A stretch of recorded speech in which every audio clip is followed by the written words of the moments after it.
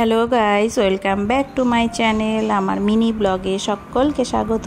এই দেখো আমার মিষ্টি কুমড়ো গাছে ফুল ধরেছে। এই গাছটা টবে লাগিয়েছি, তার পাশে এই দেখো গোল লঙ্কার চারা লাগিয়েছি, খুব সুন্দর হয়েছে। এই যে এই লঙ্কাটারই চারা, এই গাছটা আগে ছিল, এই গাছটা নষ্ট হয়ে গেছে, এর থেকেই নিয়ে চারাটা লাগিয়েছি। তারপর এখানে আমার ছোট্ট টবে ডালিম হয়েছে, কি সুন্দর সুন্দর ডালিম। আর এখানে অনেক দিন ধরেই এই গাছটা লাগানো আছে। আম গাছটায় মুকুল ধরছিল না, এই দেখো কি সুন্দর মুকুল ধরেছে, আমও হয়েছে ছোট ছোট দুটো। এখন এই দুটো থাকে কি না। আর এখানে ছাদে কি সুন্দর সুন্দর ফুল হয়েছে, এই দেখো কি সুন্দর ভরে আছে ফুলগুলো। তো এই গরম পড়েছে দুপুরবেলা, তাই নিয়ে নিলাম কলা, গুড় আর একটু টক দই।